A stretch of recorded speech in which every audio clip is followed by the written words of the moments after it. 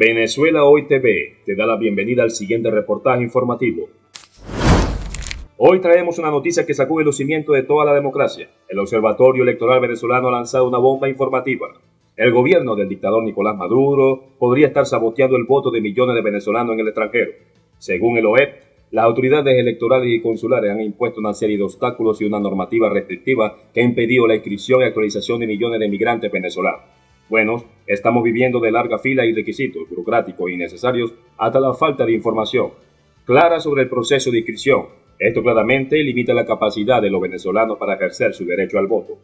Si no quieren que Venezuela caiga en un baño de sangre, en una guerra civil fratricida, producto de los fascistas, garanticemos el más grande éxito, la más grande victoria de la historia electoral de nuestro pueblo. Logra la victoria en los comicios del 28 de julio de 2024. En varios actos públicos en Caracas, Maduro ha enfatizado que solo su triunfo garantizará la paz y estabilidad en el país, señalando que la derrota podría sumir a Venezuela en un conflicto fratricida.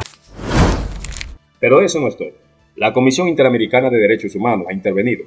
Han llamado al gobierno de Nicolás Maduro a garantizar el voto de todos los connacionales en el extranjero, sin importar su estatus migratorio. ¿Responderá el gobierno de Maduro a este llamado o seguirá ignorando los derechos de los venezolanos? La comunidad internacional está al tanto de esta situación y la presión sobre el régimen de Maduro aumenta.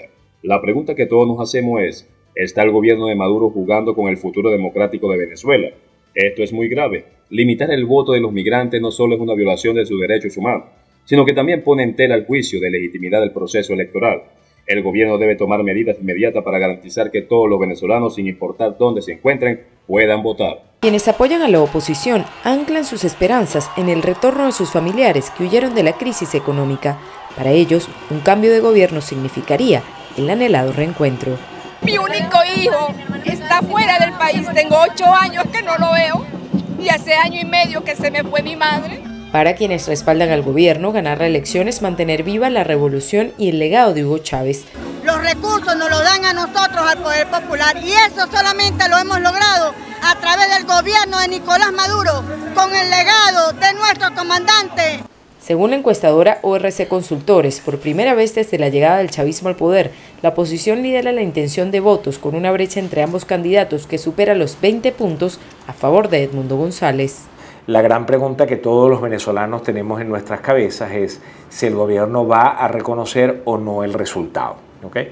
Pero hasta ahora, hablando responsablemente, no hay nada que permita pensar que el gobierno podría ganar la elección. O sea, hasta ahora hay unos números que son demasiado favorables a la oposición.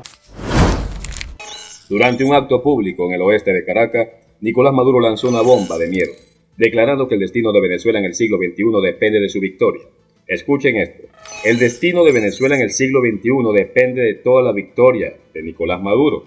Si no quieren que Venezuela caiga en un baño de sangre, en una guerra civil fratricida, producto de los opositores. Así argumentó con estas palabras el tirano. Escucharon bien, Venezuela, un baño de sangre. Maduro no solo está jugando con el miedo de la gente, sino que está insinuando que la oposición sería responsable de una posible guerra civil. Esto es inadmisible. Las reacciones no se han hecho esperar. En las calles, los venezolanos están consternados y preocupados por estas declaraciones incendiarias. Estas declaraciones son extremadamente peligrosas. Maduro está utilizando el miedo y la intimidación para consolidarse en el poder. Esto podría llevar a una escalada de violencia y tensión, a aún mayor polarización del país. Es una táctica que busca desestabilizar aún más a Venezuela. A ver, estamos hablando de unas elecciones que todos sabemos que no son libres y no son democráticas. Unas elecciones en el Consejo Nacional Electoral es del gobierno. El que escruta, que elige, es del gobierno. El candidato mayoritario que ganó la primaria, María Corina Machado, no se le permite ser candidata presidencial.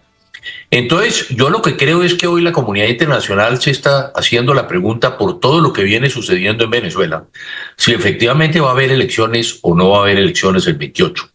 Lo que es clarísimo es que el resultado electoral del 28, si se celebran esas elecciones, es manejado por un consejo electoral clarísimamente del gobierno y que van a manipular, como siempre han hecho, los datos a través de Smartmatic, que es la misma que está contando los votos, que ha hecho el fraude en tantos países. Te invitamos a mantenerte conectado.